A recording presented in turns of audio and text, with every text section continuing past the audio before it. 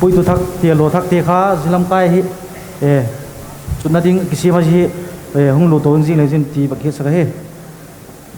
อาบานี่ละนัมเบอร์สมทุ่มเลยนี่นะละนัมเบอร์32ก็กลุ่มตรงอินดิลำตั้ง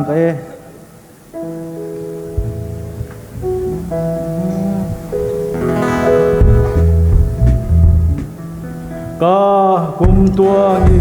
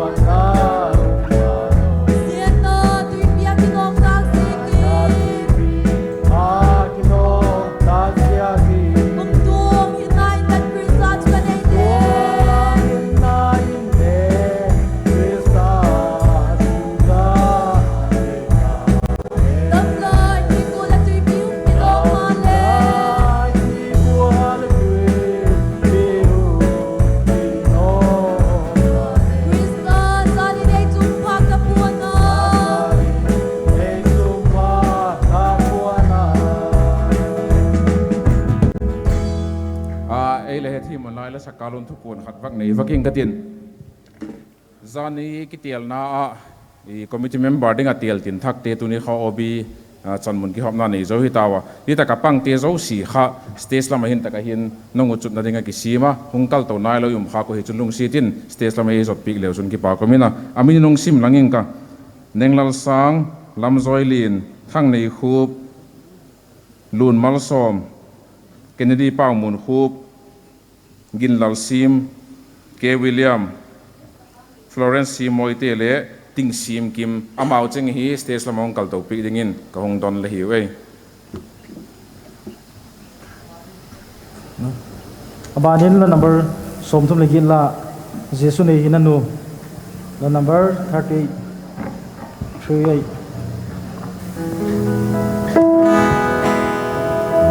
jesu nei hinanu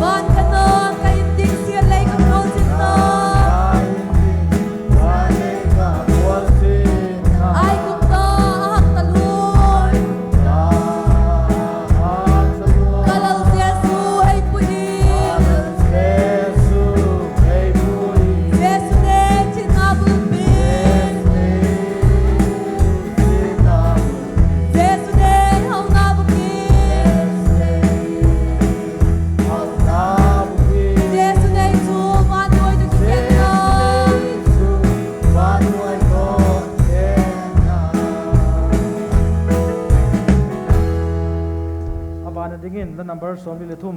กะลุงทีมกีโลลูนงฮีnumber 43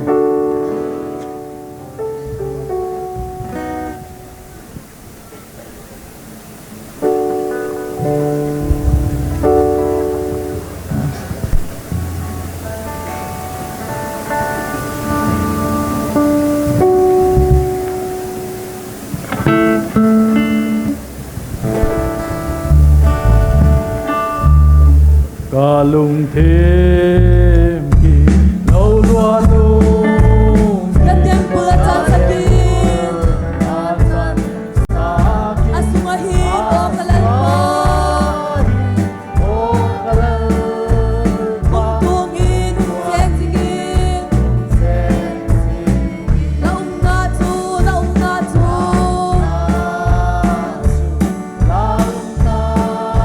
kuntung kipanganadin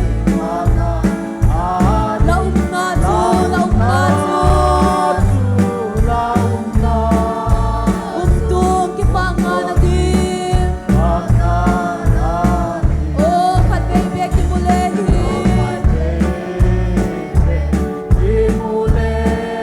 katbebek nangun muli kabel hoy na saw sisani ale sa ilahoy son kipiyeng ka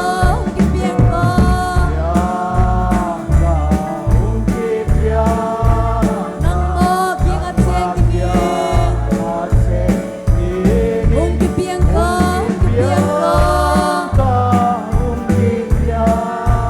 nang maging at sengtingin oh katbebek kimulehin katbebek nangun muli kabel hoy na saw sisani ale sa ilahoy son kipiyeng ka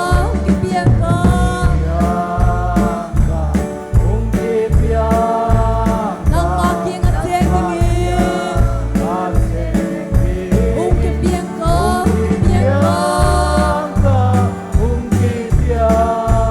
nang maging at sengtingin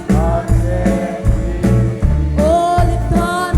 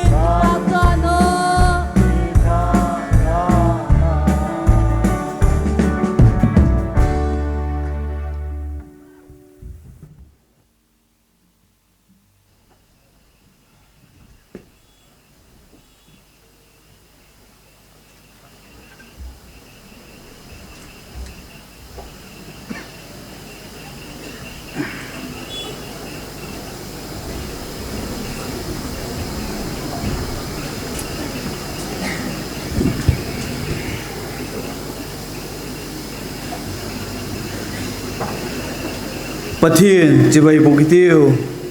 o se pai honte lalpa lo umna chungai na ne ka hin nan lalpa bigin hung sung chongai na hen a chaw pha hil tai ka thin lung le ka phe hi pathin hing ki nga chun ki pa kin ki ko dok tai o se pai honte lalpa kalal le ka pathin nangma mai chama chun pil pi min le umna ding mun bachongin le a chen na ding le anote koina ding in bu anei hi la ina nangma pak na la sajing dinga umte chu minum sa hi amen pau chapna hong ning ka e pi akamoi pui jing tu kalal pa le ka pathinu la cha te dot na nang ma langai thau pi ka tuni ta hun ting le ka kingo nang ma lo nak lai jikin la min chon le king ki pa thu ka gen we he olal pa tuni ta huna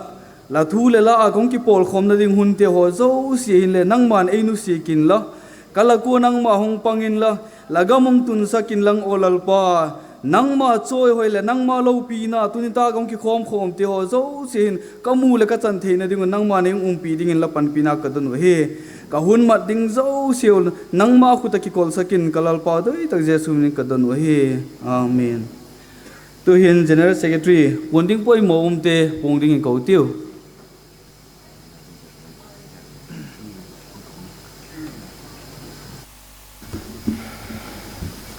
kipa ka tak zeta pathini ni maute pui pikin khule van te thilu conference ding ku na khan dip chak taki laiun pau cham na don ho tu pathina hi dana kilang ma zinga mi hing sung tu na hi bang ma hi law hi ti dana kilangin big tak pathin bel tak pathin ewa denga i phan ding zo siwa e bol pik tu pathini nei zikun achungin ma sa takin ki pak thu hen la tu zana hin tu zani ki chaile conference su chai mai ding hi wa tu zana big na program zigul hi hiding a hi pui tu tangwal thangin kagen thile hi mun la pu thangin lon assistant leader CKKP a hi pantu hi Grace Lamthin hoi Ziribam bil hin tin Lapol zigul hi hiding a hi Saron Phai bil Di Phai Lin bil Bi Phai Num bil New Lam ka bil le Manipur area court ki patin ding a hi thugen tu hi le tun ta khon hin leader pod dok reverend C Larin liana hi ding a hi tun ta ki khop hun hin pui tu thak te latna umin tin ji hun e mat pi ding a chun administrative secretary hi ding a hi ki khop pela hin fellowship in zuin tin fellowship na pui tu dingin tangwal kap sonlal committee member CKKP hi ding a hi speech CKKP leader thak Reverend Lal Pikli na kipatin ngai thang na nei bok ding hiu drama suknubi la kipatin umintin choreography ti hitin group chingmei bi la kipatin ding hi trio dumlin bi la kipatin umintin cultural parade hi le matabil ti kipatin ala en thading hiu tu zan ki hoppel phat hi le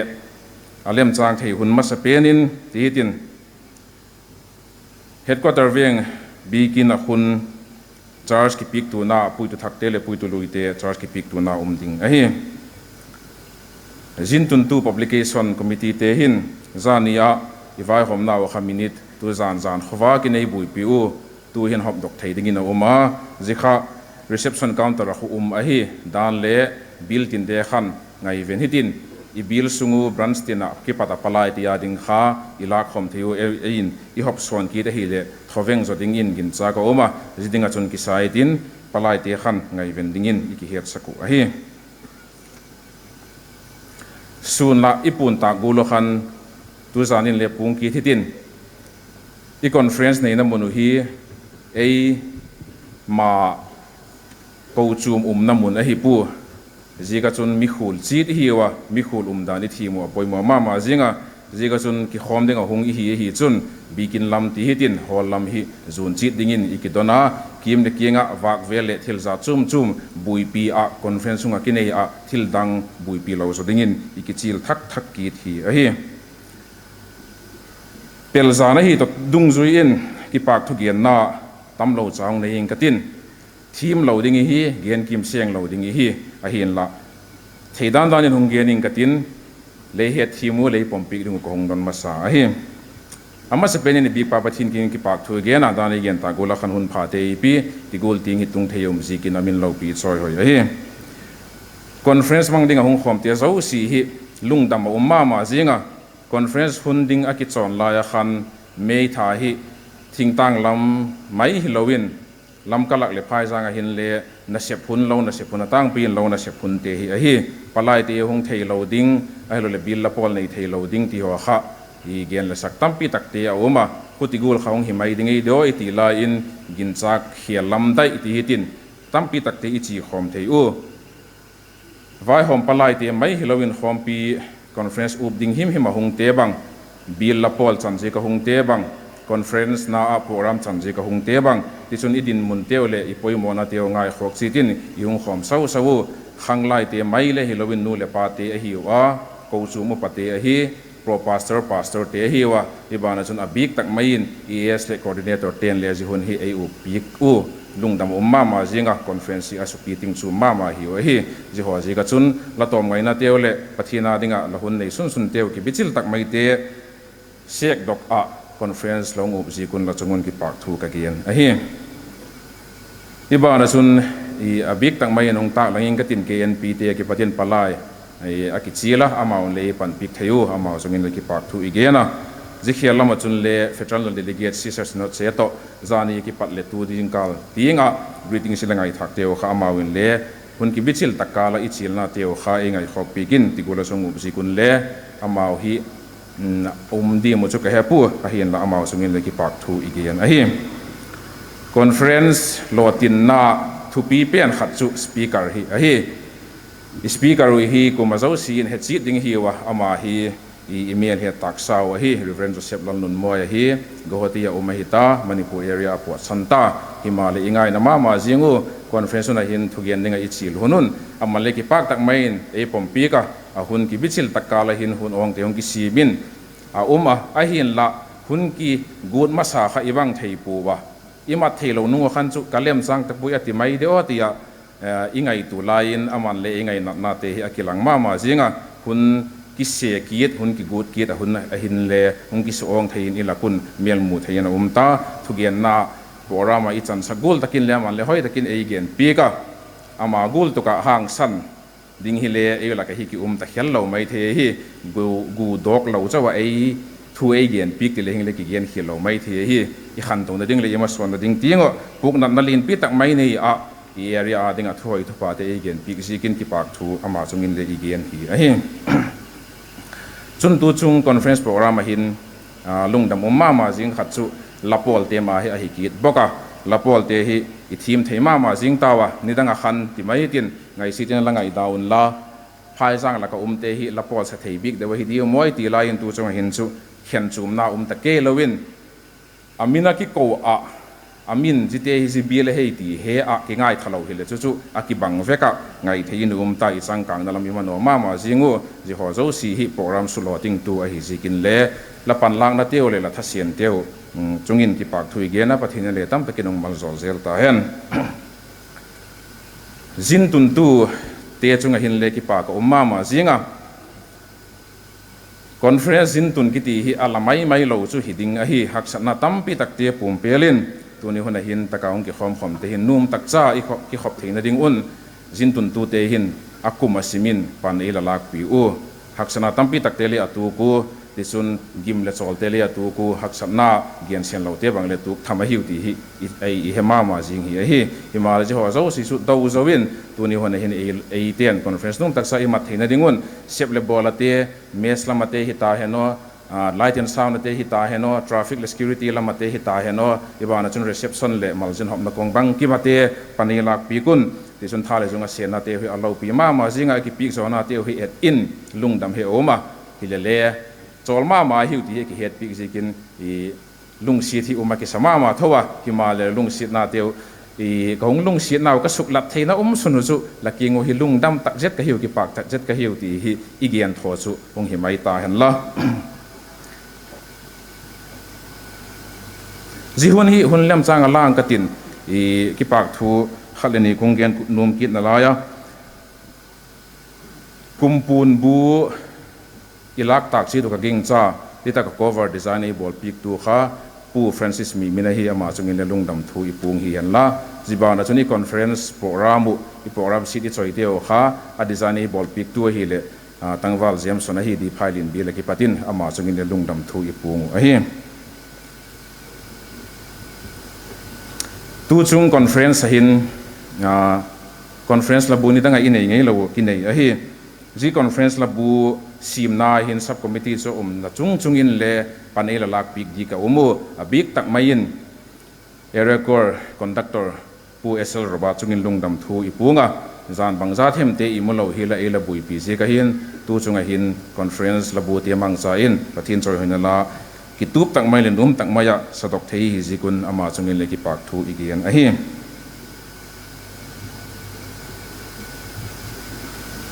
โอเลพิธีงสุกิปากทุอีเกียนเทยที่ยังเห็นไล่เกียนฮาลูมสนเจเลบัตินอินเอล่าสุขผัดปีกไม่ยินตินตีตินอีเกียนทีมเราเห็นสิ่งที่งานส่วนง่ายตินจิตช่วยเห็นสิ่งไล่อินกิผัดลำนาลินปีตักขัดไม่เซ็นทรัลคอมมิตี้อันนี้ยาคอนเฟอเรนซ์ลับบุฮีกินนิ่งติ้งตักไม่ยาอากิสุดโซโลจิกินกับพิสังขัดแบบกิซีมาจิฮิมิโซสินจังกิมโซโลอีวะอีกิผัดลำอมมาจิงะหุ่นกิทังกิตัดสังหอยโซดิ้งเลยกินนี่มิตินอีเขลอีบอลเขลิติดเราหน้ากำเป่าพลาวเตะให้เราเละจันพลาวเตะเกียนดิ้งดอลเกียนขลาวบอลดิ้งดอลบอลขลาวเสียบดิ้งดอลเสียมขลาวยุมนาทีหัวโซสีปะทินมินินกิง่ายดำมิตินหุ่นกิดพาตะฮีเละแต่หอยจอกเสียมนาดิ้งเละฟูจอกเสียมนาดิ้งทายไปตู้เฮโซเลตีอีเป่าสับนาเลยฮีที่ติงสุกิปากทุกเกียนนานุงจวิงกัติน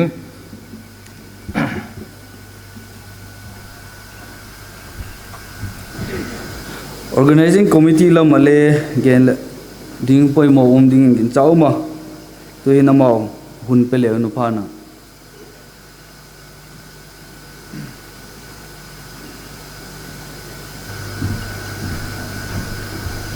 le hamasan asom le ni vena KKP general conference mang tu te ho zo sie organizing committee thasikin la lengun chibai kong bukahi ponding neu cha oma thu pon na le ki pak thu ge na chom chain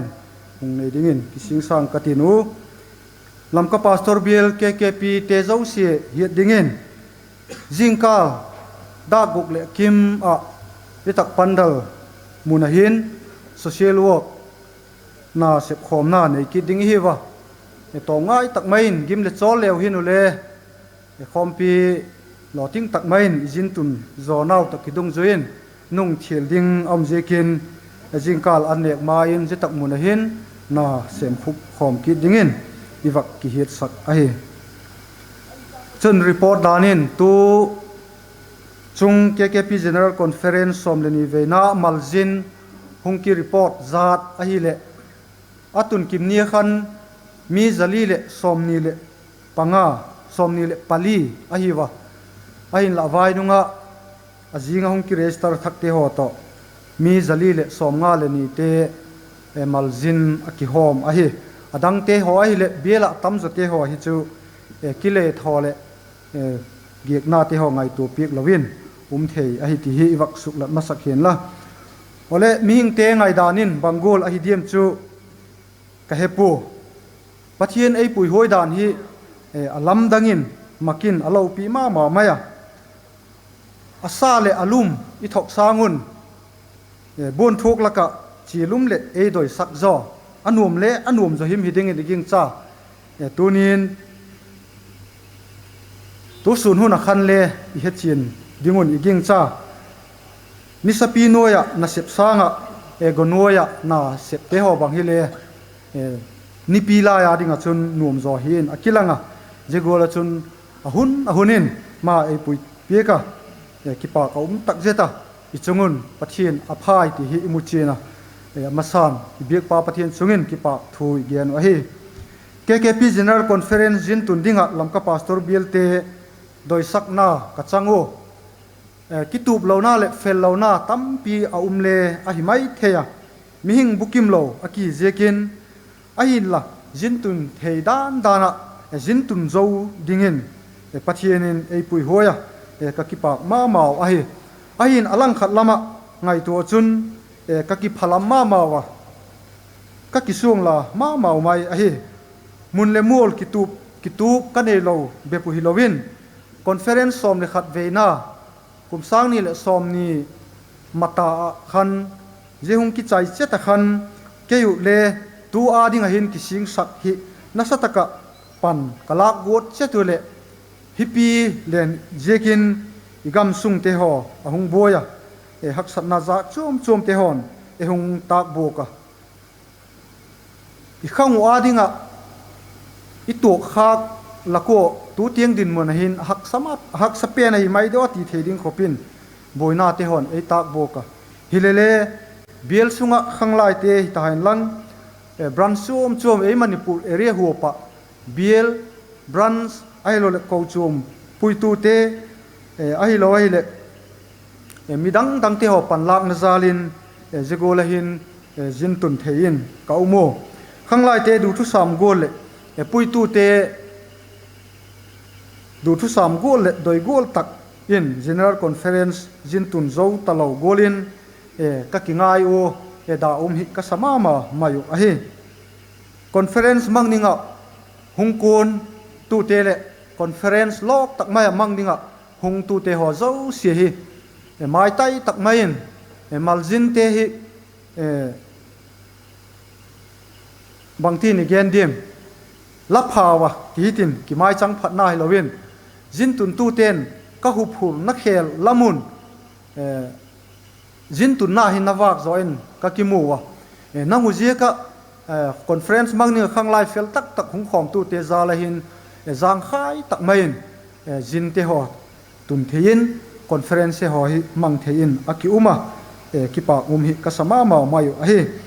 ye cho hi jing line maljin lam to na lam to kisain giek na annek na ailo le thil dang dang te ka thei dan tiengun le ka la kising sak na te ho thei top soin ala kising sama le mihing bukim lo na chu fel lo na le kitup lo na tam tak umina langai thiam naw ka hungdon a hi panpina biel le bran sapat kadong na sama mawa tha le jung van matcha in leiki thupi na te ho jekin pathian panpina zalin KKP General Conference jegola hin jintun thei in ka umtawa avelin ka kipak na thu ka hungsulang ki to hi conference jintun na dingin biel sung mi pi te pan khom na bet hilowin manipur area huopa mi te ki thupi na zalin conference ka jintun na dingo hin ka budgetu noi som khelin noi som lenga lam ka muzawo noi som lenga sang som nga le ni zathum le som get le panga set mu thein auma pan pi tu te ho zo se chungin organizing committee thaskin ki pa thu konggen ki dahi abik taka suklat lo theilo manipur area office apatin le cheng noi ni le sing thum la pan pi ki tu annex ading te hile jegol chung pan pi hello mai the budget atampo i covid je ka gamboina te ho je ka hi achom big lewa la pan pi le chu a hi mai the ya ki pa tak zeta chile CKKP apatin le noi khat le sing khat le zaguk ir kalladong kit boko chun biel dang biel mata pastor biel suknu pastor biel niulam ka pastor biel niulam ka branch escotland pastor biel chule imphal pastor biel chule diphailin pastor biel leilon pastor biel te patin le ki thu pina asumate ansangate in kaladong kit boko general conference bulletin khan a detail a kizika je khan ela piek lew chino a detailin hun aso long na dingin kaung sulang po chuna big tak main jintun tu te adinga bailam zading doina in mun chuma vante khel ngai lo ding ti in nek le chak siam na dingin bel niulam ka ko chum committee kengin akidona emaw ne ki phal tak main man uma mi a khel sakwa hi jing lain bel thuk nek na ding an kung te chule karnet te hole hiti chon a thonin khel saku lo pi ma maya ka kipak tak zetu ahi physical arrangement na ding sep hom na a khang lai te bial dang apat ehung thakun pik tu te ka ki pak ma mayo dum lian pastor bial hi es munnom pastor bial es kotlin pastor bial phailen bung pastor bial di phailen pastor bial mata pastor bial ten ehung ki tho pi wa chule dang te hon le ki tho pi dingin ehung phono a in la na te ho hi go noi dai noi ki sem le sep ding hi mi tam takin khat ve thua sep ding le om lo je kin ala kinola je go lein pan pi nom khang lai bial sung le bran sunga i area ho pa te ho hi kamu win ki pa ka sawa je go la hin ma bana i khan to na te ho hi na so sema mu thei ding hung dingin ikinema ka ki pa tak je tu a hi organizing sub committee zo siete mani ma pok na mani mo pok na ho zo sie hetiemin go noi dai noi hitale mo pok na mani mazona sep le bowling te ho thazo tak main pan lakin ala uma sub committee puitu te hi committee member te ho zo sie thumang tak maya tha isen khop the na te ho hi le pathian ei pui hoina a he pathian pakin hen la ki pak thu gen ning hi atama mi malmina suading hil hin le ki su seng pontin refreshment hun tok pandal lat ni ate ailo le refreshment organizing committee sociolog nei huna mi ki phal sang tela azatela ailo le avana hung tok tu tam tak te ho le a uma le te ho zo si zala chun khang lai ten nuam takin na aksem khom theya ki pa tak zet a hi again khil gen wal tam tak umin tin again khak lo te ho le ki het hiemin again khak golen e ngai peka gen dinga kilom lo ki gen kha au mai le pathian minin ngai dam dingin ngai dam na kong dona atop na pen dingin organizing committee chairman upa dr paulun mang in a conference hun masang dewakhan kumtuang gamin ela choldam santa aman i general conference hun hi hung mat pi thelo male van gama van mi pi te ho to jetaka eu mat sanga nuam zole limum zo amat ngei ikinema jemun chu zonin ela po santa ain sung mi te adingin khang lai tu niong tai khom le nu le pa te ho zo sin in sung mi te adingin pal chap na in eidel zui pi lew chin ti in ka hung don son ki ai ka ki pa ki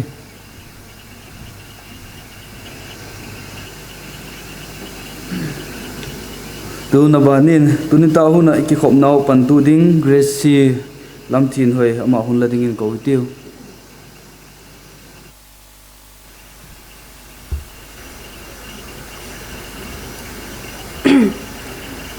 Pathian tu thiang tho mun ni simin langai tha hitiu chanchin pha ma thai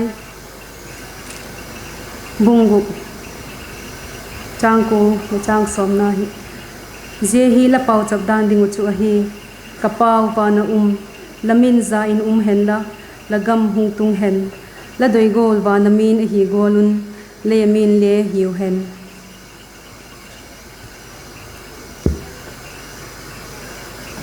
paninan FSA meeting a soljak pola lekha thot bungni changet ki pachang som lungsi na je ka ginna achun huking la hingalun je chun nang mawa ki pat pot hilawin pathin thil thon pe ka hi zoi thil hi je ka hi poi chuti lo chun mi ki song kha naw thil pha hi dinga krista jesu achun sima umin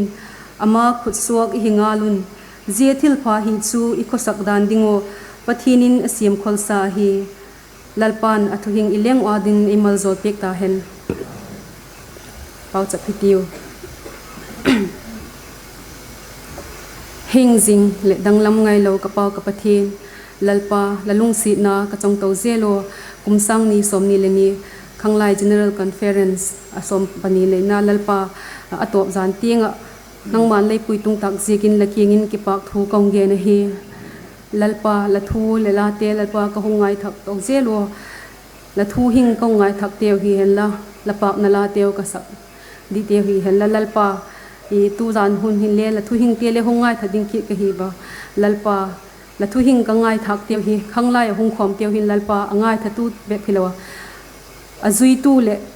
la thu hing pi tu khanglai ka hi chi theina ding lalpa lamal la thagau pan pina kong don he lalpa ka khopna hun sung nang ma na yung pi in la ka khopna sung lalpa ma cha ding zo si lalpa nang ma min lo pi na ding hi hen la nangin lalpa kami mal non chi tu thu hung gen in la nang ma lo pi na ding hung khom te ka hi lalpa ti he nang ma min lo pi na ding me bathil ho lalpa ka bol theina ding la thagau pan pina kong don he bangkim chu lamin lo pi na ding hi hen la ka lalpa jesu christa mingin kong don he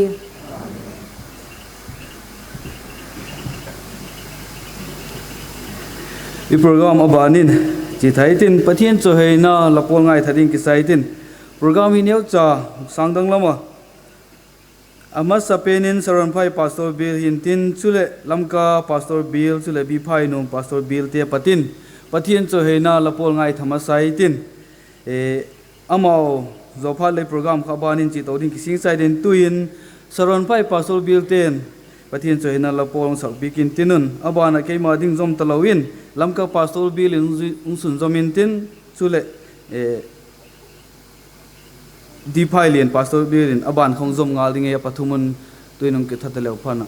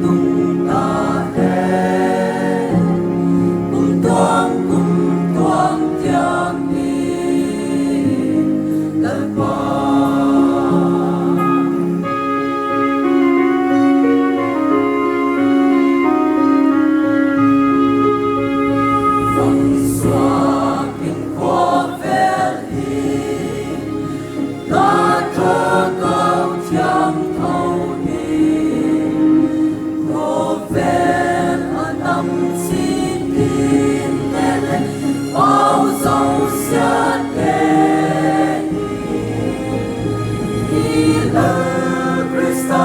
le kong so,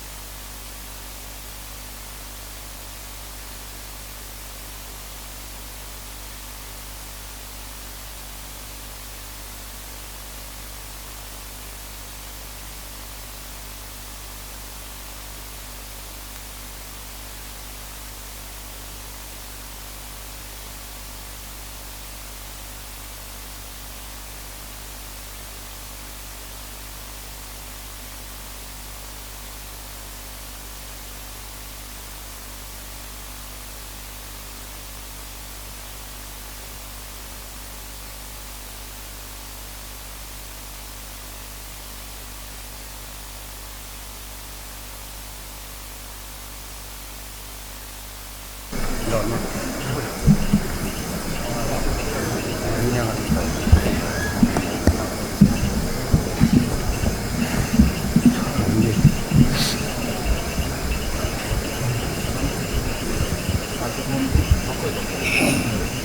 subscribe cho kênh Ghiền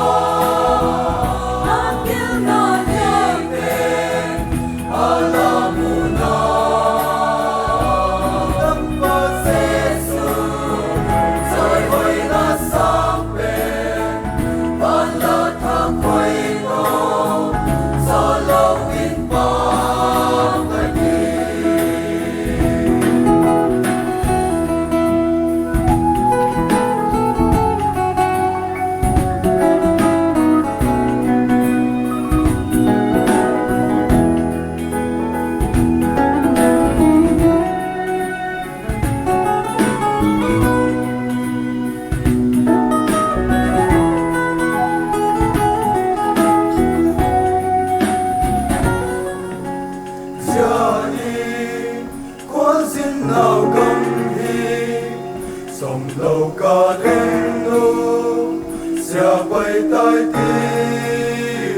không bỏ lỡ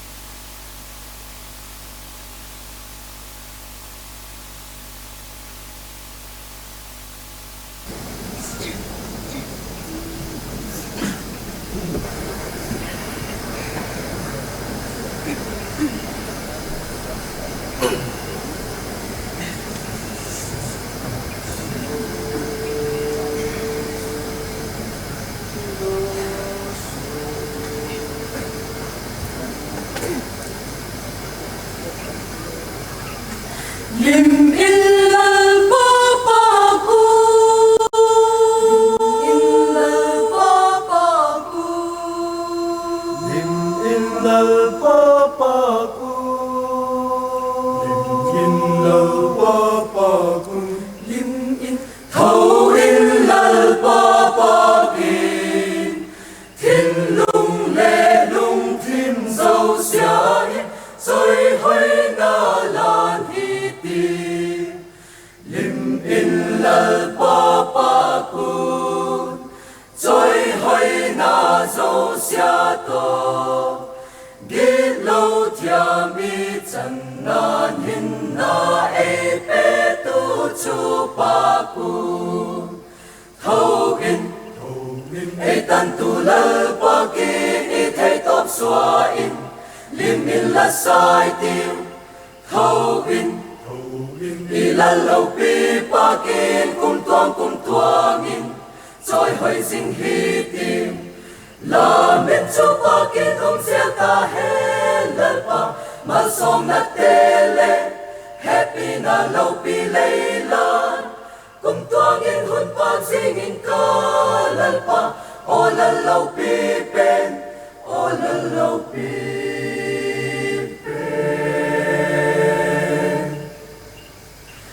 la min chu pa in zel ta hen tuang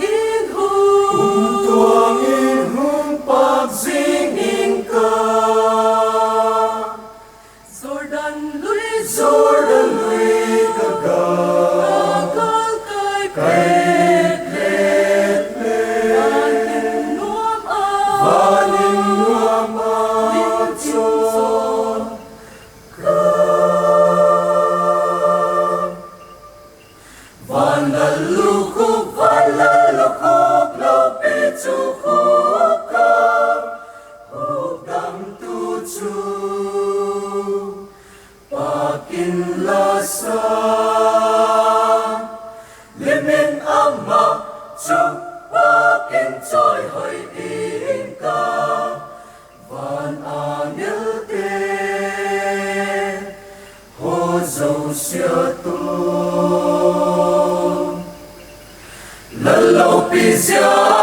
chuai ngay quay la la na le la gam lâu pi chu happy na con lian ta ta hong e happy na top chin nei lo in nei lung siam ti la pa tu ni chanin la happy na ta chung un la la sa jin i la lâu pi pa kin kum tuang in rồi hơi dinh hi tim thâu in ấy tan tu lal pa kin i thấy tốt xóa in lim in la sai tim thâu in i la lâu pi pa kin kum tuang in rồi hơi dinh hi tim la biết cho pa kin zel ta hen la pa mal som na tele happy na lâu pi leila kum tuang in hun pa jing in ka lal pa o la lâu pi pen o la lâu pi pen lim in lal pa pa in lal pa pa in lal pa pa in lal pa pa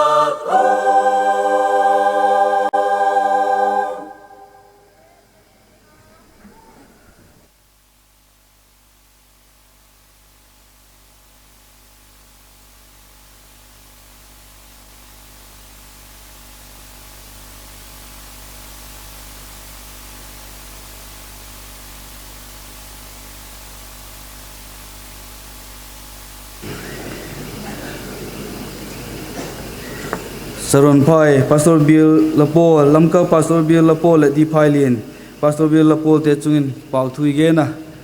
pathian lo pi na changen la, tuin mi pi ibon in dingin pathian choi nan, conference labua number som li na kha, sa khomitin, isak zo pa te le asar ten thil pi kha ilaming choi khomun la, ปะเทียนขุตะละนายในปีดิ่งอินริเวนเอสไข่คอลัมมีบักเชียวมาซาตุนมีปีเตยบอนันดิ่งอินคอนเฟรนซ์ละบัวนัมเบอร์สอมลีนาย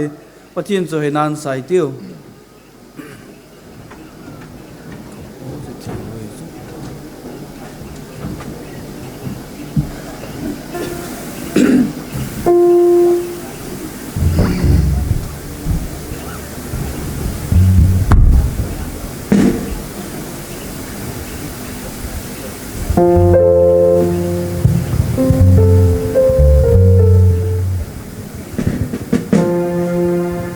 Dampa hepina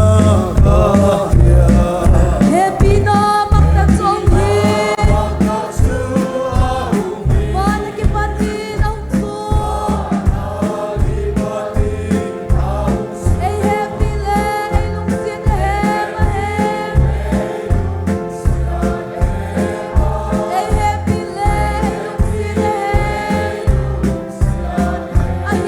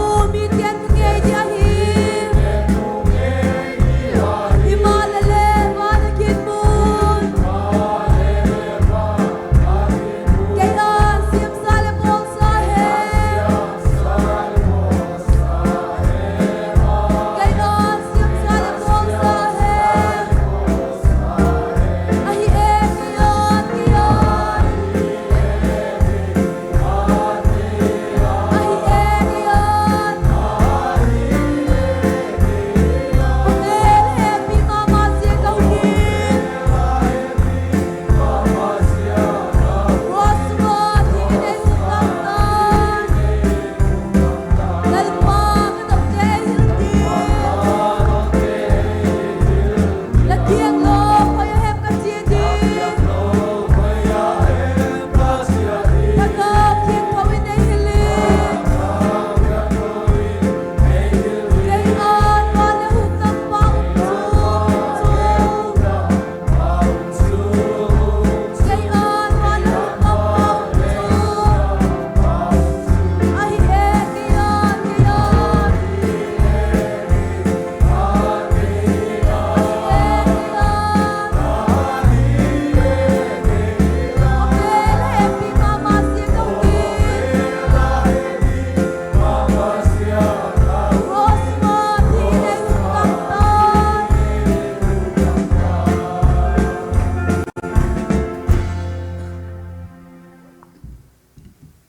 Pathian za nan mi pi bo nan ding sing tiu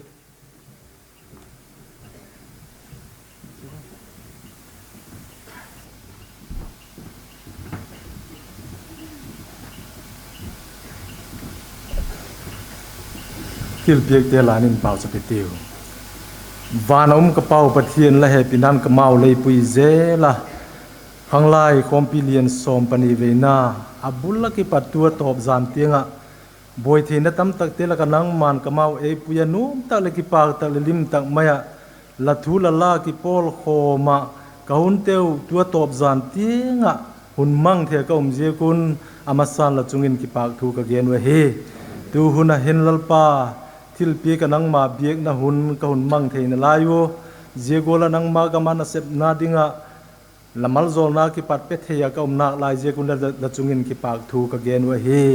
tu zana nang ma ka ma dinga thil piek pe tu te ho zo sie atam jo diek pe thei zel dingin lamal zol na ka hun dot pie ka hi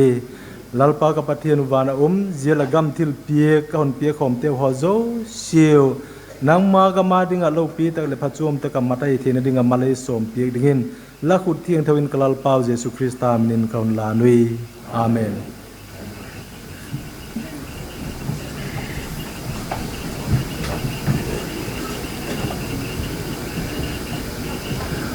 Pathian chahina lapo ngai tha sun zomi tin bi phai nu pastor bi lapo chule niulam ka chule manipur area ko te kha a pathian chahina lapo ngai tha zomi tin tun bi phai num ten panin tin aban banin ke ma ding ki ta selawin hong sa zom dingin wa chil he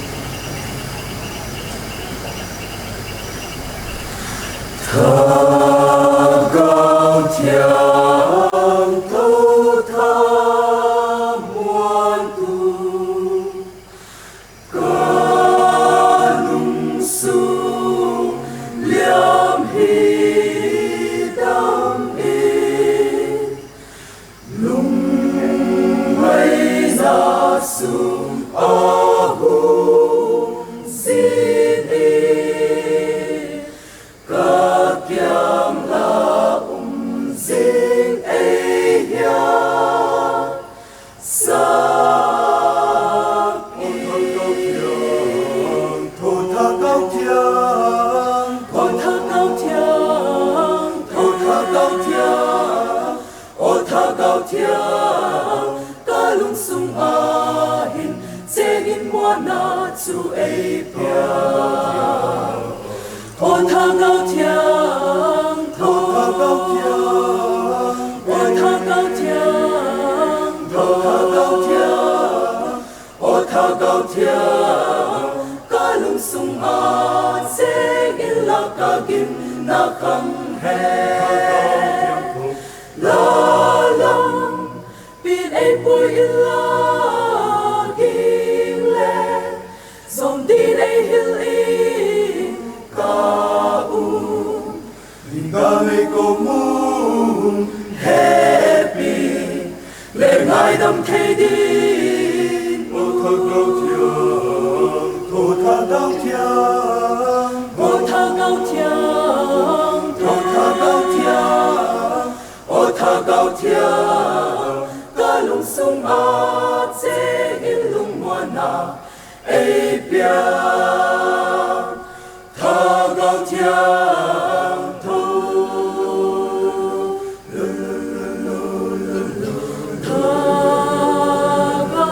tha cao thiang ô thu mua tha gao thiang ca lung sung gao thiang a hin che tha gao thiang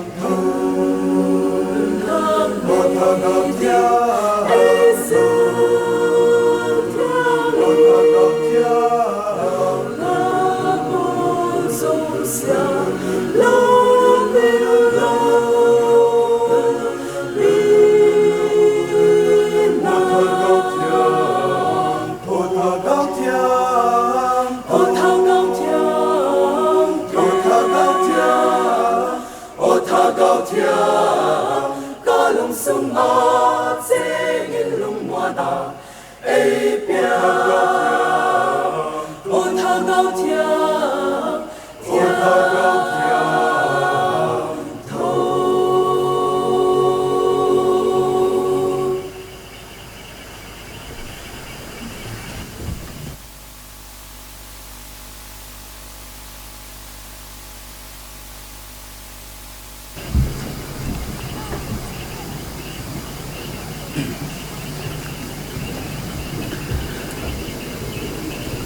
Bifai no Pastor Bill Lapol Niulam ka Pastor Bill Lapol area quarter chungan ki pau thui ge na pathian choi na Lapol ngai na tak tak te ngai thawa pathian choi na lai ngai thak te pathian choi inumen la tu hin thu gen tu hun peding ita mi pi te ho ni lung thim te ho kha e jila ma dingin pe thagitin tu niu ta huna tu ge thu gen pi ding e le reverend Silariliana leader po do hiding a he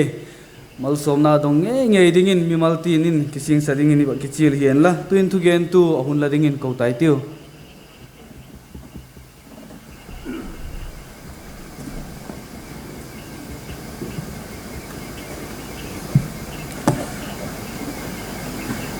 Pathian thu ngai thai tiu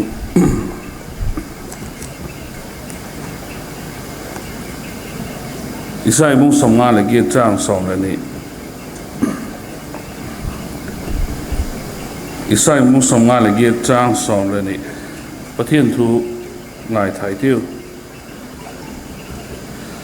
Lamun lui sukseta sate chu siam phat git hung hitan tin khang tam tatte suang phum chu hunlem tau ki tan la ti chun nangma chu asiat na siam phakit pa le chen na ding ko jing bol phakit pa ti hung hitan la athu isim dalal pan mal som hen la tunta ka ithup idinga ka huntel su asiat na siam phatu ti he Ethiopia ilut masangin thuma pui neucha ka hokian no ma chomcha ka hokian no ma tonda hi ka vai pe pi pau thiam dan pen hungen ni ka hi ti kama sai ka hokian no ma ke picture conference som le ni veina mang tu so silal pau Jesu Christa siam phat na na siam tu min in chibai ka hun buk masa he hun so ta ka padi thil jing KKP General Conference chu ki gongal lai wat sai lai in boina tam tak hung tunga ele mang zo thei dingin yom ta hi pathian tilti magahi a runda kuna hianin General Conference ni danga nili sekhat tu kuma heni thum in subsama he boina lian tak sum lovin zo dingin kisata om thei ta kipak pathian chunga kipak thui ge na hei ku tungum General Conference kum dangai nei khak lo conference labu ho le nei theya ten chon speaker le ikau theya speaker hi kum dangai ko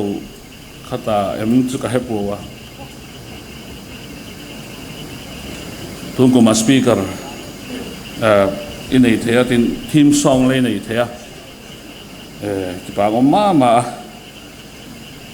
ten speaker pat tu poimo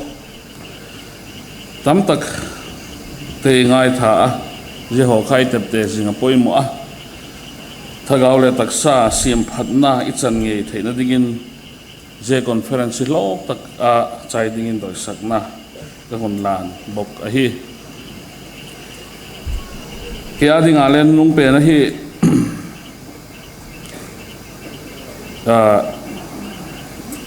ka kema chan sin chom chao le ka bagyan noma Manipur area committee in CKKP leader dinga e gut ti ka het ni khan ka phul khop ma khang lai sang chung pui dinga tit ka tit lo dan te ka mu chiang ma phul tak chungin pathian in e koina hi ti hsingin thei top sem dingin ka kipi hi mo pong na ka hung la to pan pana COVID-19 hi pi hung leng ta na chu sem dum dak thei lawin hun so tak committee te ka umu igim na hung be lap tu ding central committee apat haina lekha mi panin hung pe a boyoma ma me mata General Conference agenda te chu thei dan in bo so in ilele COVID-19 first wave khani rong bol na ding e khak piek vek maya jeban sun le sang phai vai hom ki khop ale agenda tampi pas hi COVID second wave in eng su boi ki ta ye agenda pas te su thei dan COVID first wave second wave sungin pathian rong bol na hi chol thei hi lo zikin thei dan bolin Bible quiz te vocal training te orphanage home ve na te le adang te supi tingin om theya je ho kha pathian ziek a hi pathian chunga ki pa thui gen ki ta tunda huna hian hei conference he a hian le ahun thu ate amun thu ate program thu ate puitu ate aborok thu le la ate boy na chum na satakarin hun imang zo thei ta hi ki pa ma speaker hile atiget di hi ni vei kakat u sedeng chuanin boy na chum pathian ni nei pi hi kumsan hi le somni le ni puitu te hi tunda huna hian kan fak nuoma aziek chu pathian in boy na tam tak haksat na chum te min pe a je ho thuak tak le ถูกมูลสุกเทียขนมฮีตุนตาคุณอาเฮียนกลุ่มสางนี่แหละสมนี่แหละนี่คุยตูดเตช่วงอาเฮียนลีดเดอร์กันนี่นางินปากทูกับวักเกนที่เห็นละหักษาฮีรู้เลยให้น่าสักคบไหมกาเกนเทียมเราให้เกนเทียมตัวนี้แล้วชูเกเอ็กซ์เพรสด้านเลยผมเทียมเดือดตัวนี้experience หอยตะกี้ที่ไม่ละเราปีนั้นเราเสียประเทศนี่จังเสียกันดูตุนตาคนอาเฮียนconference อาเฮียนอันหุ่นเละกันต้อมตะสู้ไปดีตาประเทศนี่ถึงปุยนะปันปีนั้นเราเสียกันหลอกทูตุนตาคนอาเฮียนมันสวยอันนี้itu pi hi kagen bolin asiat na siam phatu ti hi itu pi lagam hung tung hen to akikhek na chu om hi hilele la pathian ga matun theina dinga hian poimo ma chu asiat na lai kha siam phat angai seka je chu tunta kuna hian israel ding u a hi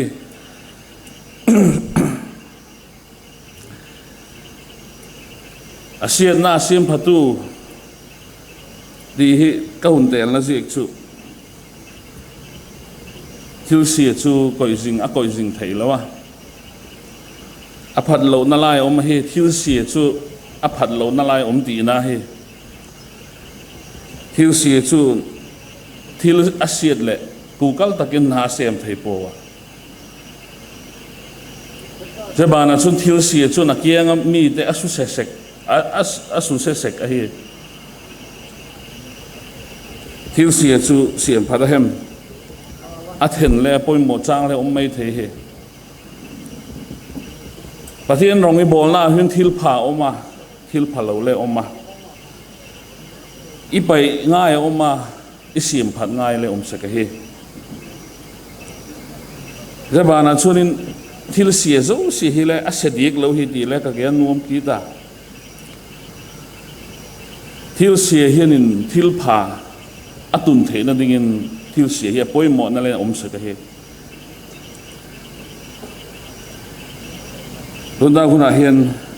asiat na iti hin thil avek in asia ti na lam hilawin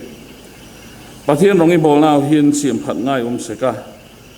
isiam phat ngai chu lian na hem ane wa hem siam phat ngai te chu siam phat apoimo a asiam phatu te nang le ke hian mopo na lien takin nei wa he pathian ga matun theina dingin banga hem siam phat ngai ti hi tun ta khuna hi ngai tu apoi mo ma a hi i bible at le pathian in ami te a ko in ami te ko phat le hi dingin a ko ngai po asiam phat dingin a ko se khi zon le ten thu pon le siam phat na asemu pathian thuoi thutung loya pathian thuoi leng ten le siam phat na na satakin asem bogu ilau bau zi inu anung izu ilau jesu christa le arong bol na i chun siam phat na na satakin asema zuda dan te kha botkek lowin ahung siam phat se ka he society hiam asiam pha mihing asiam khaboka azir te somle ni te le midang dang pathian mi tam takte pathian mi tam takten pathian thuoin hovel siam phat na ka an thok ani pathian rongi bolna hian khanglai te hian siam phat nai ngei u i khanglai sunga hem ko chung sunga hem sung ko na hem gam le khota nga hem siam phat ngai tu siam phat dinga ikisak apoi mo he zeta ga chun siam phat ngai chu bang hem ti le siam phat ngai ma sapen chu mani hi siam phat ngai ma sapen chu mani hi lagam hung tung hen ti a pathian ga lalgam matun theina din pan la hi ti wa nasatakin pathian rongi bolu le mani ahin mani hi mani ahin siam phat na ma siam phat na lo hi chun mal som na le pathian ina apom ai lo se ka hi ko sum siam phat ngai thi sarkar hi le siam phat ngai ti awai vi le apol a ste hi siam phat ngai ti Yesu si hiền mani hi in siam tha masa ila ta suan in change a se ka hi a result không se ka hi Christian khang lai te ke mani a siam phat ngai ma sa pen a ka hun gen nap chu nun tak inei zo lo na hi hi nun tak in nei zo lo na hi siam phat ngai ka sang chu hi sam som nga le khat bung sam som nga le khat chang gu ai mu chu sungel lam tak na la doi hi di ina ki ji ka hi sungel lam tak na la doi hi tu lai khang lai ten nun ke an hian nun tak na tak hi nei zo ta lo khop pin ka mu hi nun tak ti khan attention nak ki chut sing ti na hi po tot le bol lo di pau le mo pau lo di ti lam khai po wa pathian tak pathian nei tak na nun pathian na dinga ki se chum na nun kha a he nun tak chu tun da kuna hian khang lai ti iki et sia ngai khop rong bol tu hi hal khang lai pui tu hi hal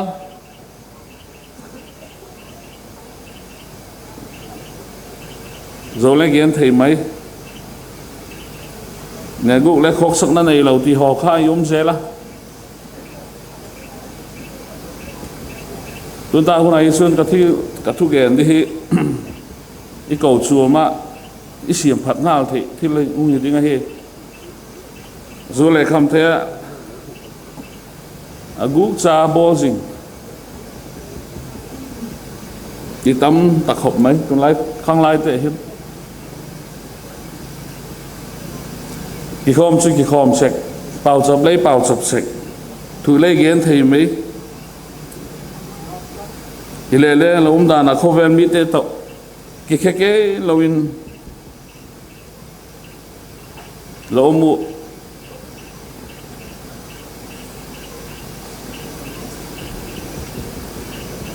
lo rong bol nao a hian pathian a tel to lo he hin na lo he a hing lo tun da huna hian ki em sing thak tiu Sunday zana sun pathian pa na la sa thiam takin sa le jing vela sun ki sum na ke lawin khovel thil boi pi na in ikon seko thil dik lo hi ti he singa hi le bol te pathian doi dan hi lo dan le he tho tu lai nun tak na hi nei ta lo hi amak ka sai pathian mamo na mong om ta lo pathian doi na mong om ta lo speaker ten le tu ni conference thu gen tu ten pathian thu gen nu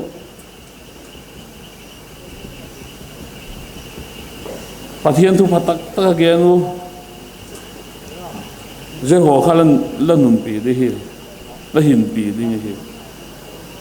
tu na kuna hian khang lai te me ni lo I ko chuam pum pi hi le ki ngai to thaki tiu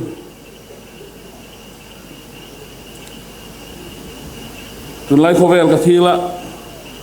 lo jesu be bahem mi thi kai tho thei ka ti le election ti ko na chuan ko chu mu pa le rong bol tu ten le mi thiung kai tho thei zela anui za thak lo khop mai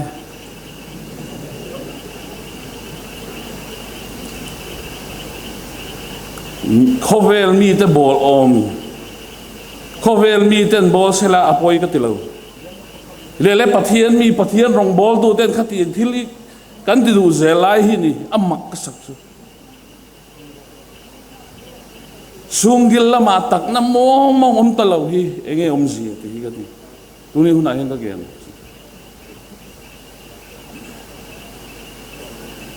กูซุ่มซุ่มข้างไล่ซุ่มแกนปีซุ่มมัดแขนเละลากไม่โดยนั้นลุงทิมฮีถ้าเก่าเที่ยงทว่าปัดช่วยเราไม่เทเฮประเทศทัวโฮลิมนั่นที่มองให้เราข้างไล่ปุ๋ยตัวฮีหุ่งบุ้งเดือดก็มัวเฮประเทศทัวโฮลิมนาฮีอมตะเราเฮข้างไล่ปุ๋ยตัวเตที่เราไม่ฮีไงตัวเตฮิว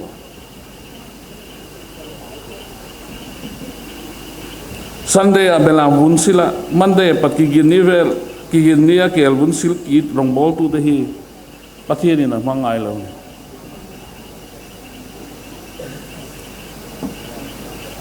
ถูแต่สุยแกนเทียมไม่เทฮีเลยแล้วหินน้ำมองอมตะเราเขาแกนหอยคบไม่ตีนักกิจใจไหมก็จุ่มดานพัดตะกสุยที่เลยแล้วถ้าเราละมาซีโร่ฮิเทฮีที่ปิลวางไอ้คบไหมก็จุ่ม administration จุพัดตะกินสุยที่เลยแล้วถ้าเราละมาซีโร่ก็จุ่มดานสุยฟัมกิมฮีนุนตักในนาฮิป่วย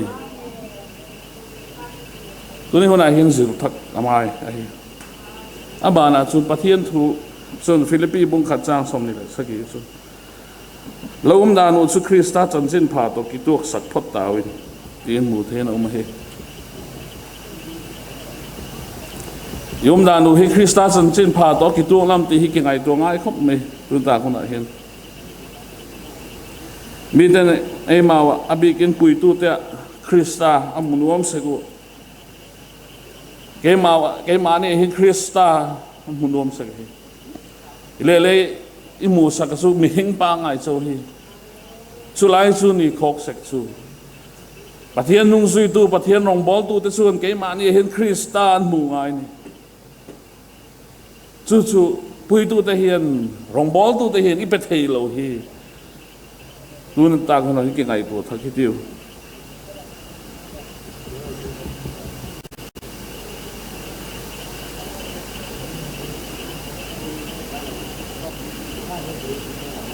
ยุมดานตัวฮีคริสต์จันจินพาตัวอักิตัวนั่นที่ฮีมานี่เลยมานี่กี่สิงคโปร์หมกขับไหมเกี่ยนี่งาชวน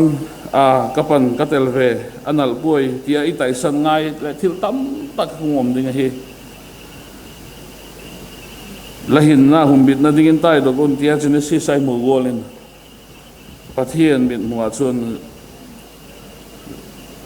ส่วนหน้าไต่สันเตฮีมีห้างสันเตฮีอาฮิว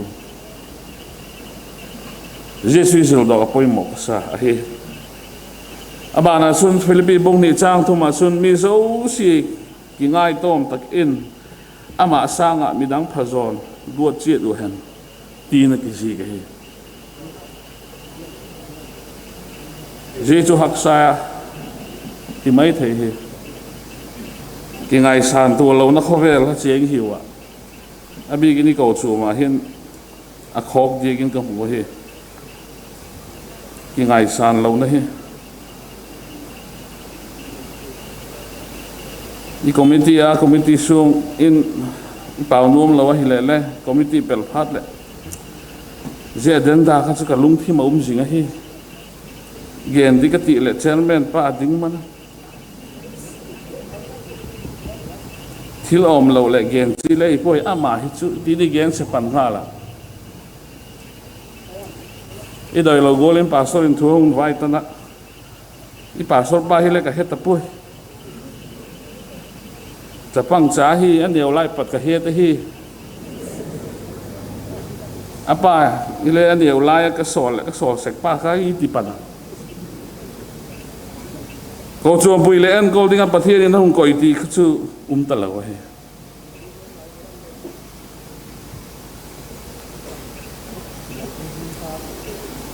ตัวนั้นเสียมผัดง่ายไล่ชู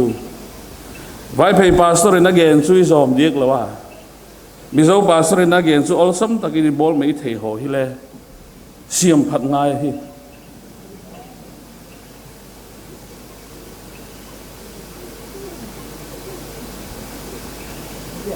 ki ngai san lo ta hi i pai se mi poi mo hi a pathian thu lo hi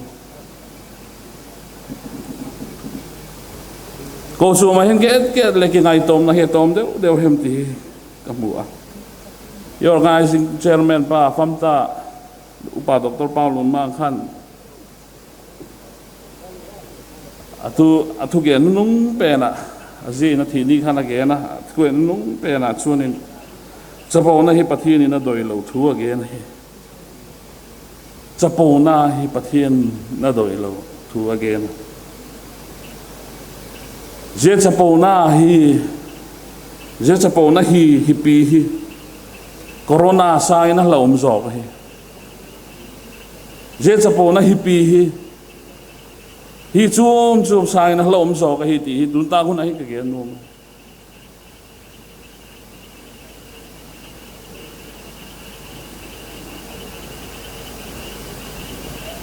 mani thu lo thu sak lo na hi pi ho hi la pai ngai ma chapo na hi ko chu ma hung lu nge hi le tha gao thieng thon a pem san ko chu mi hi mai la ka ti khop na la ka lau khop mai chu chapo na mu na tha gao thieng thoi sa len thei lo hi committee igen vang lak le ka lung thim om su committee ho hi le ki ngai tu thak tiu le khat om thei de le ho sa de na gen su niang ngam po mi hing chi bai buk na ho hi le hung pan ta hi ko chu ma hian i vai hom na hi le chi zang thei ta lo hi i lo de ne o kha da sum nei de na gen su di i niang ngam po hi je le siam thak hi tiu pathian tha gao thieng tho si ko chu ma chu na sa len thei lo hi mi hing ki choi san na mi hing hao lo na ko chu ma tin pathian na sa len thei lo hi siam phai tiu la se su rong bol na kha ki ngai tom na in bul la pana arong bol la kha lo ting ma hi pathian rong bol na hian ki ngai tom lein bul pan tha khi tiu ti in khang lai te le ko chu member te ka hon chial lo ma hi ki ngai tom na mona hian pathian in na se ma pathian thu hi le tam bi ga hi ka gen sek su pathian thu hi tui luang go la hi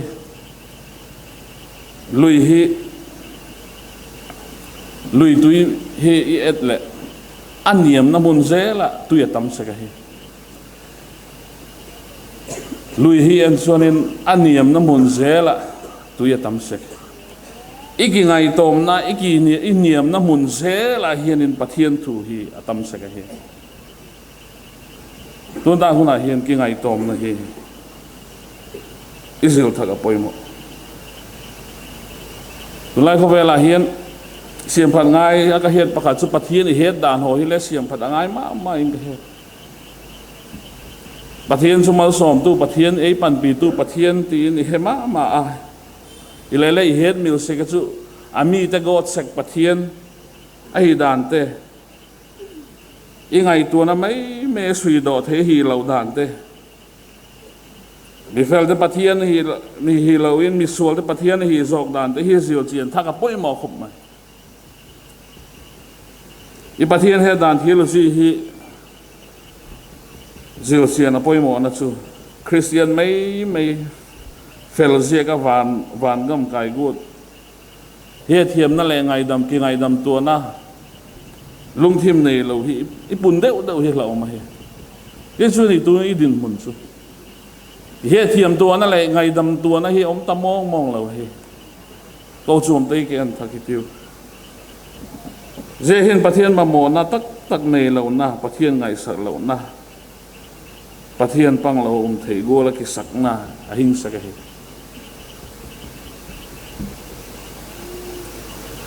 i pathian he danu ka mu dan hi adik em chu wang ka hep po hen ahin la pathian hi thok ol na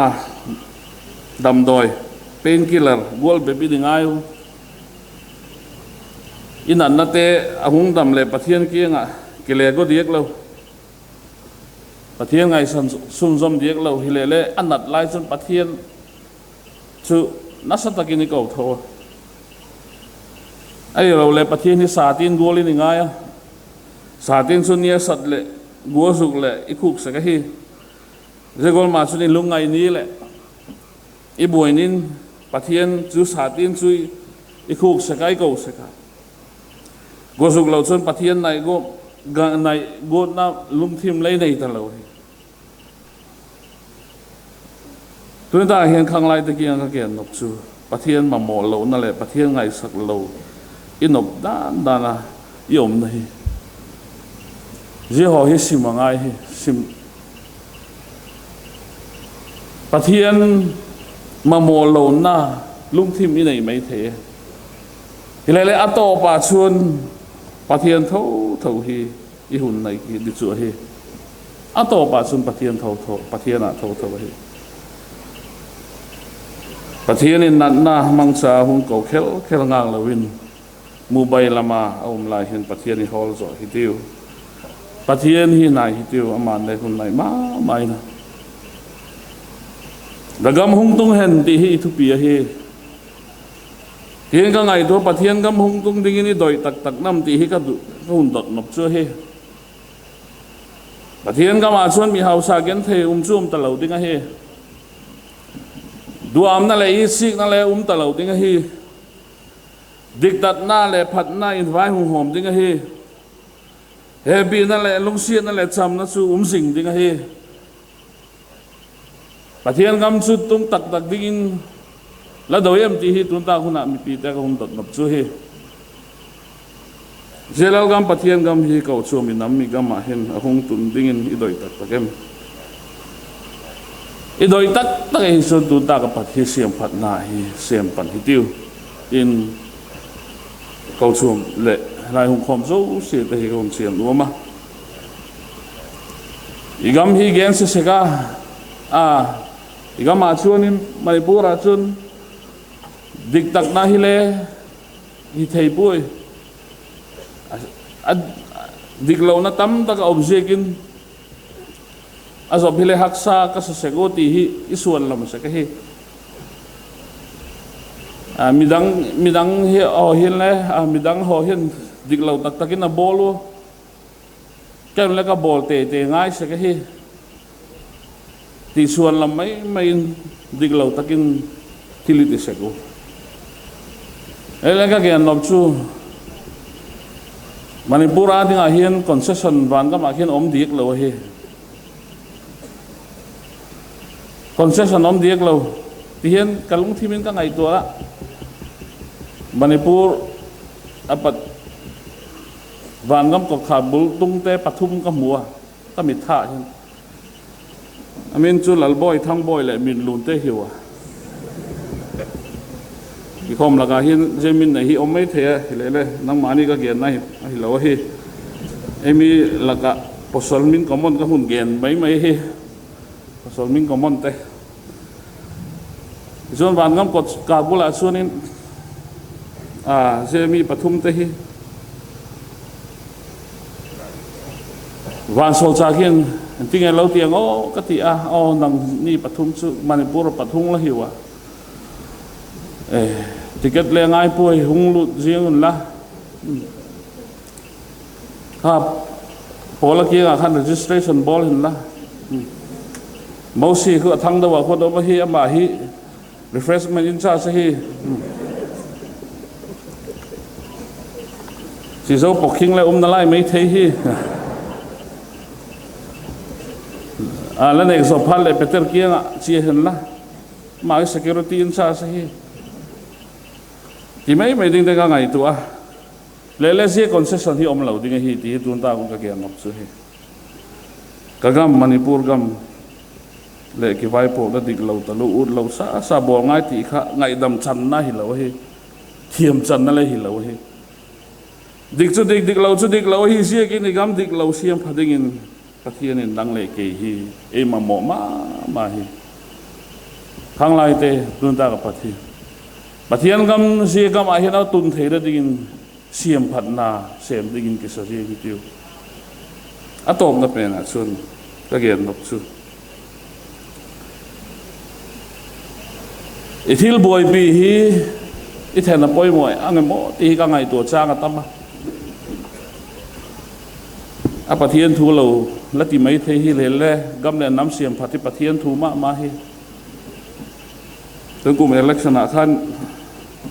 ไว้เพกันติดได้ครับปทุมิเนียปะเทียนมัลสมนะปะเทียนลุงเสียนเสียกินประคัดติงอ่ะแต่เห็นกับหมู่เลยก็ประคัดเว experience นะเฮอีบวยดานแต่กับหมู่อ่ะอีบวยปีดานแต่กับหมู่อ่ะกับลุงที่มาทิลประคัดอมชูปะเทียนทู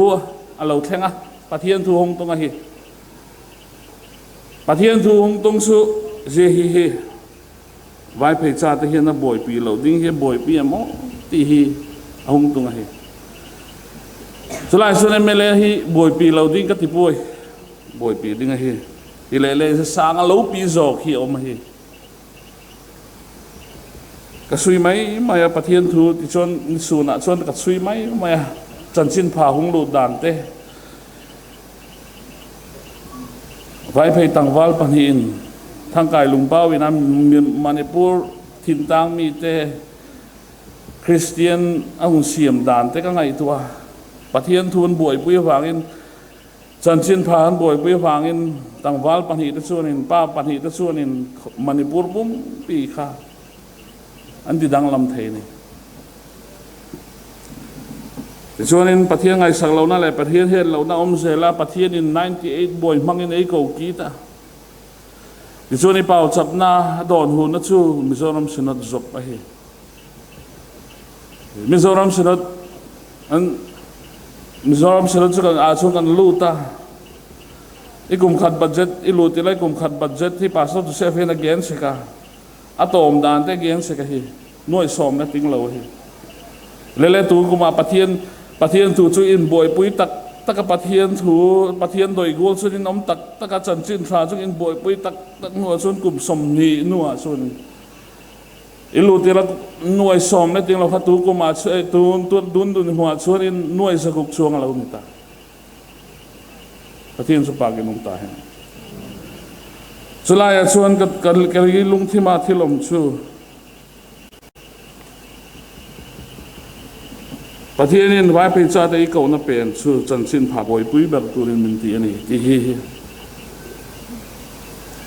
จันทร์สินผากันบอยปุยน่าส่วนประเทศมาสมอะไรออกมาเห็นจันทร์สินผากันบอยปุยน่าส่วนประเทศนี้น่าเสพสักทีเชียงตะกลังสู้อีปุยเลยปูเตจันทร์สินผาองปลุเตปฏิมูเทนออกมาจันจินพายบอยปุยนาเกาชัวมินี่บอยปุยนาอีบัจเจตสานดานเตเอกายนเฮียนินจันจินพากันบอยปุยนาเฮียนประเทศมัลสมนั้นสักตะกิโลมันนี่ที่กัมพูชาเกาชัวมเตฮีเสียมผัดง่ายตัวเสียมผายคิวจันจินพาฮีบอยปีเป็นอันนี้ฮิติวสุดท้ายส่วนจันทร์พายบอยปุยนาส่วนประเทศนี้มินมังแรงกันยังไงเห็นมันในปูปุ่มปีเสียมพัดยังไงเฮียนไว้เพจาในประเทศนี้ก็ไว้ส่วนกันมุดเทียมละว่ากันมุดอีกละว่าทิลดังบอยปีดังกันนี่สักทีจันทร์พายบอยปุยนาเฮียนประเทศส่วนมัลมินสมนุ่มสักทีมัลมินสมดูถึงนี่มาเราจะทิลดังกันบอยปุยจันจินไทยบวยปีเป็นอันในหลังส่วนปะเทียนเห็นนักสัตว์กินไอ้จอยสังตัวที่ก็มูดานไอ้กระทุยน้อยจันจินพาฮีบวยปีเป็นอันในส่วนกุมสอมนัวที่กินแล้วตัวนั้นตากระสารมันดิกเสียหินมองเจ้าสุปะเทียนทัวฮี example Mizoram example mu the na umji Chanjin pha boi pi tu te hi pathianin อาถาทำไงเลยตัวดาวคนไหนเห็นเสียมผัดไงตั้มตักกันเลยกันมาเสียมผัดไงบุลลี่ปัดนั่นเองมานี่ที่เสียมทักกิติวมานี่ที่อินเสียมทาริละตัวดาวส่วนเสียมผัดหน้าเสียมทักนั่นสู่งุมเต่าเซลนี่ไงเฮปะเทียนมาสอมตากปะเทียนทูแบบพี่ไงตัวเป็นอ่ะนี่ได้ยินตัวตาเห็นข้างไหลแต่ฮีและเขาสูงแต่ฮีกิสทักกิติวติงก็คงเสียงรวมฮีทุยเกันแต่เราปันมาสอมเห็นละ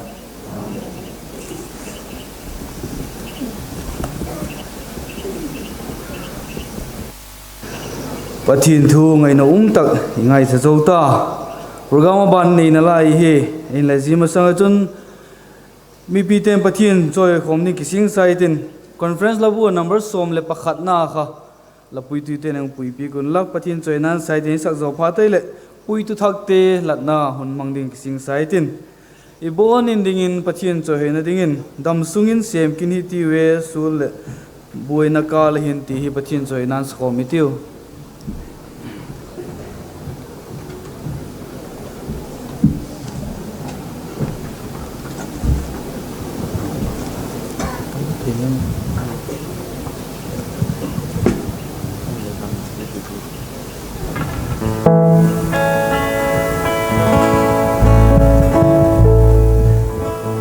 sungin seo in hitiu Suole boi na Dan tak le lan Jesus ali tak le la Jesus Lalu kau pi chang kai ti lo pi chang kai ti O le lalu ku ke chun le alu ku te su Tuang gam tung thei po na Biel ga la hin na lalu ku chu ya ga la hi na la lu ku O thau kin cha te chun ku ta na sa le sun ku ka na Malai atian hon thiên khâu ang ye te quan thiang lo E vi le adam te chu le adam le su Sui lung lai ala mo zo ta Sui lung na ya la mo song sa Suang na in au khen tang na khen tang na O le lalu ku te chun le la lu ku te su Tuang gam tung thei po na te kwa na Biel ga la hin na lalu ku chu ya ga la hi na la lu ku O thau kin cha te chun ku ta na sa le sun ku ka na Siam kim te le po ki te chun se kim te wa ti te Lui ga la koi tha ta na Dan le ka nan gam tu ma chun ta le ka na kam tu ma Lung toi te to leng khom tai ti le kom lai ti O le lalu ku te chun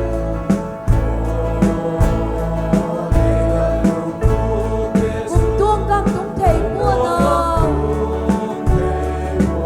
Biel ga la hin na lalu ku chu ya ga la hi na la lu ku O sau kin cha te chun ku ta na sa le sun ku ka na Kangat si Ui Emmanuel ma si ma lu Lung mat ka thale ka hin Sum la ka lei hun kau tak le sum la ka le lu ka Ka lung mai na te wei ta na te ri ka na O lei la lu ku te chun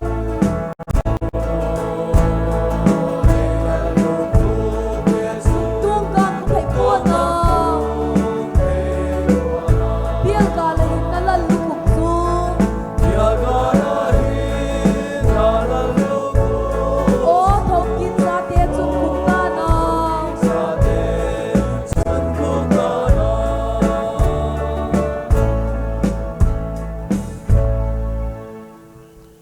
มีปีบอลนังช่วยเตียว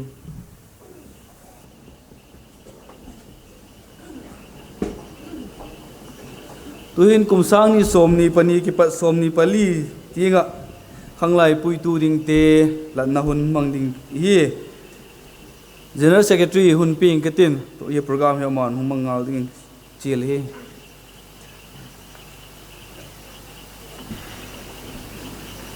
kum sang ni som ni pani ki pata som ni le li sunga CKKP committee member ding le OBT hi zigul he hiwa aminong sim thang katin itaka hinong ki gol phein latin ka sim dan dung zui takin di chu hung ding dokte hi asin lat nai nei big ding pau sam nai nei big ding hi leader Reverend Lal Piglin,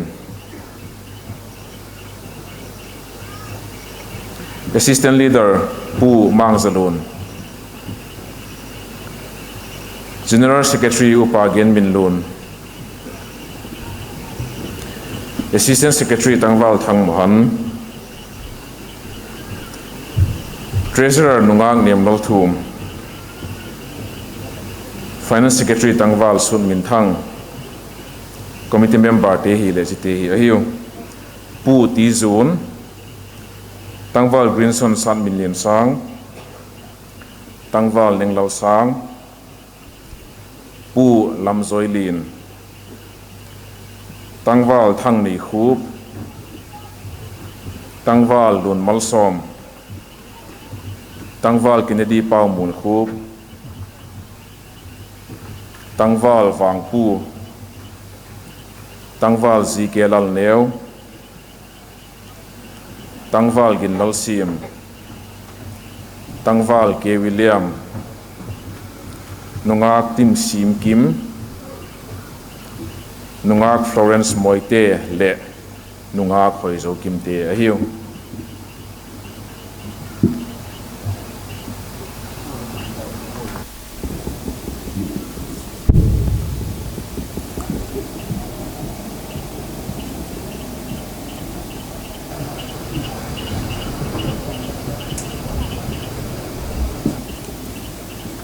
So pite ho pathian sang ai na sia kin ki thoi na hing le thiang tho le pathian pom tak dingin lak tak sao chu kilan dingin ko don na hi zia chu thagaw lama la biak na dan ding hi mo hi ga la zia khovel dan gola hin kiwin la pathian dai gol apha le pom tak le abukim chu la hiat the na ding un lalung thimu siam thaka umin ungdang lam zok tawin taksapum khata hin bak suam soma uma zia bak tena sep chu akibat lo chia gwalin zia gwala chun ei ho hile krista a taksapum khata umin ichang chia tun bak telaka pang ichia pathiana nga pom tak la sem tu za chat na ding nei lo thotak thu chu dek taka hil chian thei mi hi dingin thei to so in nang mau a la hita puwa man pia ka chok sa la hitaw hi zia zia chun latak sa wa chun pathian choi oi tawin nang mawa thil piak te kha tha tham kiwin bible sim te ti kho tu te sil sak te tha tham kiwin to in chu pathian le a happy na thu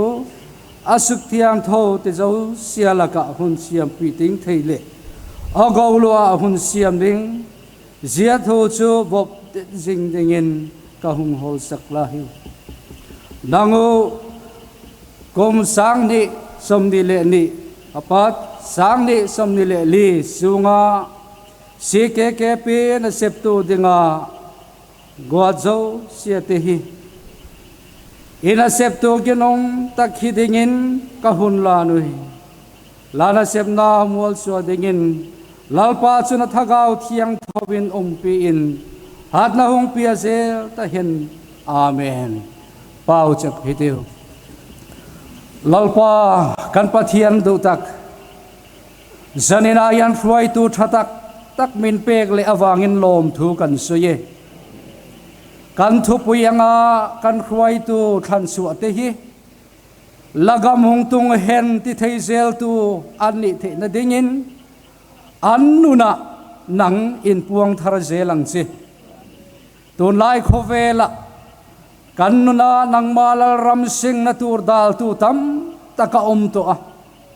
chung kara chuan huai sen taka siam that ngai te siam tha a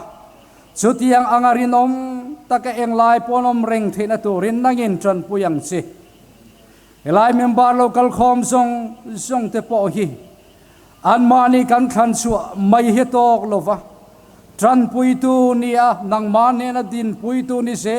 thei turin kan za hian men puyang chi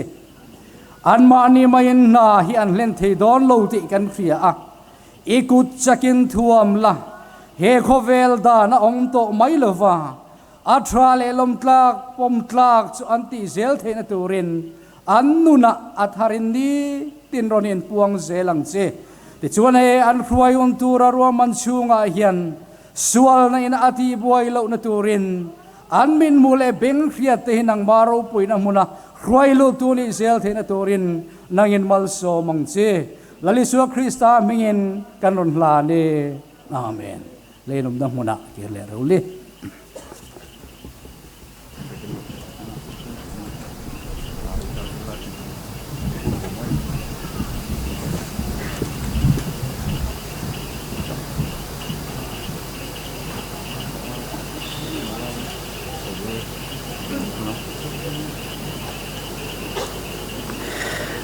dan la pathin cho hina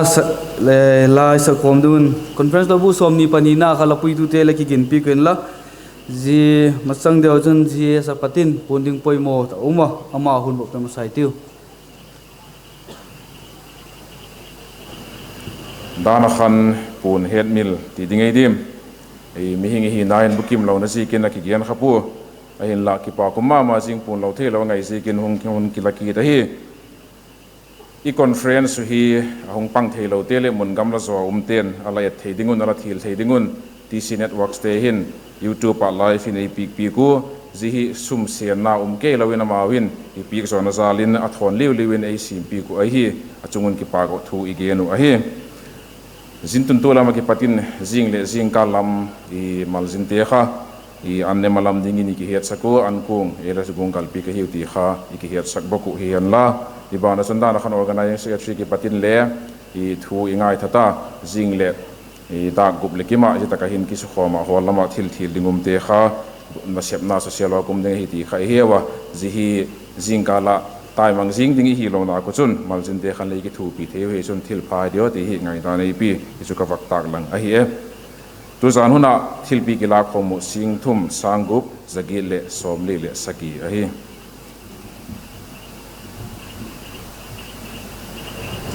mi bi ten ding in pathin choinan sai tin isak zo pha tu le tunita ka chanchin phai again pik tu in hainamal zolna ne hunu e khau pi le aumna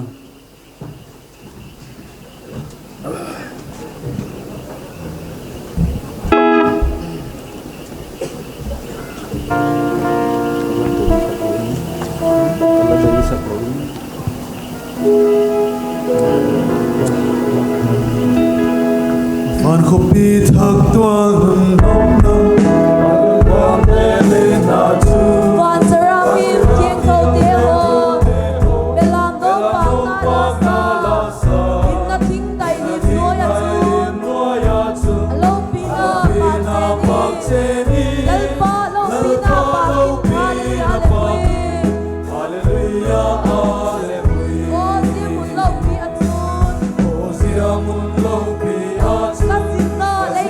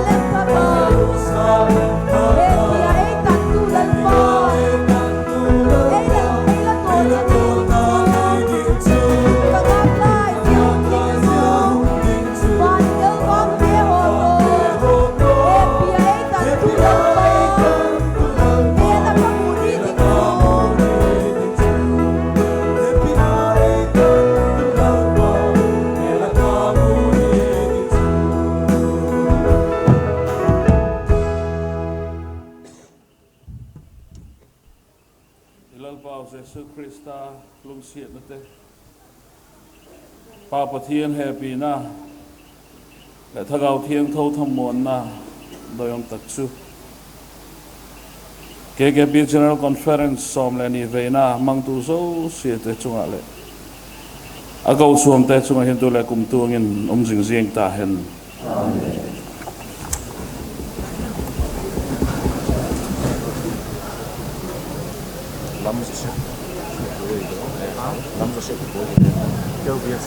mi pi te khat lung sitin ela chut pi gi tun la jingka la go lom lom khan velam chaw hil ro hitalo dingin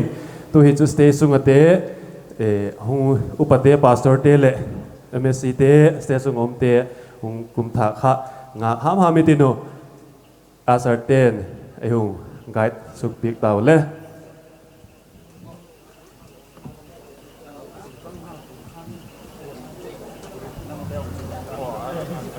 in Maya